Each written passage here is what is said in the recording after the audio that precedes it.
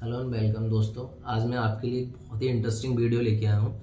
इस वीडियो में हम डिस्कशन करेंगे क्या हमारी मोबाइल फ़ोन की एप्स हमारी बातें सुन रही हैं या नहीं है। बिकॉज आज की डेट में जब भी आप किसी सोशल नेटवर्किंग साइट या सोशल शॉपिंग साइट पर जब भी कोई सर्च करते हो तो उससे रिलेटेड रिकमेंडेशंस आपके पास आने लगते हैं, तो ये एक कंसर्न है।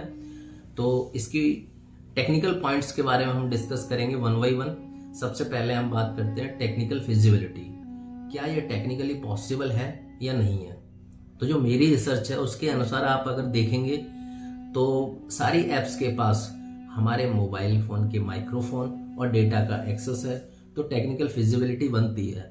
लेकिन ज़्यादातर ऐप रेगुलर रूप से डेटा रिकॉर्ड नहीं करती, नहीं माइक्रोफोन के माध्यम से हमारी बातें सुनती। लेकिन ये बात भी सच है कि उनके पास हमारे डेटा और माइक्रोफोन का एक्सेस है, तो टेक्निकल फिजिबिलिटी बनती है।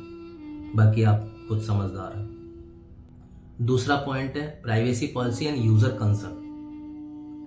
तो मेरी रिसर्च के अनुसार जितनी भी एप्स हैं या एप्स कंपनियां हैं उनको प्राइवेसी पॉलिसी के बारे में थोड़ा डिटेल में एक्सप्लेन करना चाहिए कि वो हमारे माइक्रोफोन और डेटा का एक्सेस करते हैं, तो जो भी कंसर्न लेटर है उसको थोड़ा डिटेल में डिस्क्राइब करना चाहिए। अगर उनके पास हमारे डेटा या माइक्रोफोन का एक्सेस है तो वो किस उद्देश्य से लिया गया है और वह कब कब कर सकेंगे। हम अपने मोबाइल में जो भी एप्स इंस्टॉलेशन के ड्यूरेशन में इंस्टॉल कर रहे हैं तो उसमें जो भी स्टेप ले रहे हैं वहाँ पे हम प्रोसेस को आगे बढ़ा दे रहे हैं, नेक्स्ट नेक्स्ट करके इंस्टॉल कर देते हैं, तो वहाँ पे परमिशन दे रहे हैं। तो क्या एप्स हमारा कौन सा डेटा यूज़ करेंगी, कब यूज़ करेंगी, कब हमारा माइक्रोफोन यूज़ करेंगी।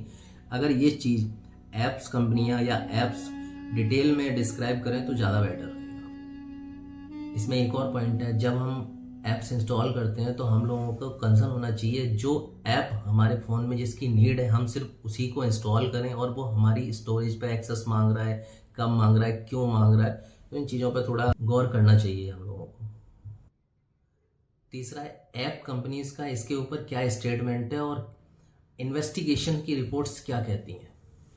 तो जो मेरी सर्वे और मेरी रिसर्च के अनुसार बड़ी बड़ी ऐप्स, नाम नहीं लूँगा, बहुत बड़ी बड़ी ऐप्स ज़रूरत के हिसाब से ज़रूरत से ज़्यादा डेटा हम लोगों का कलेक्ट करके बैठी हुई हैं, जिसके ऊपर कई इन्वेस्टिगेशन चल रहे हैं।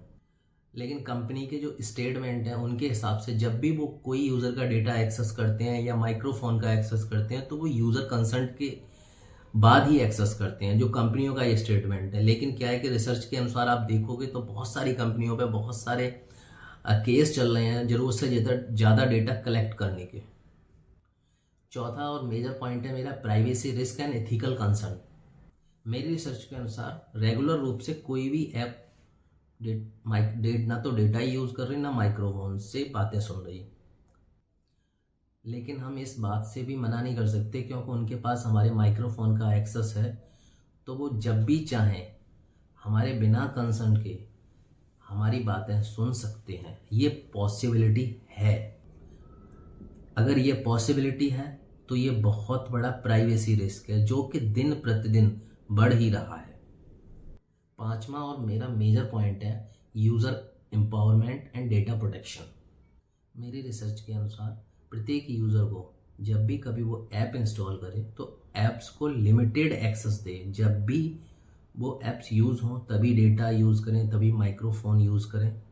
दूसरा, जब भी यूज़र ऐप इंस्टॉल करें तो verified and protected app install करें, न कि अनप्रोटेक्टेड ऐप इंस्टॉल करें।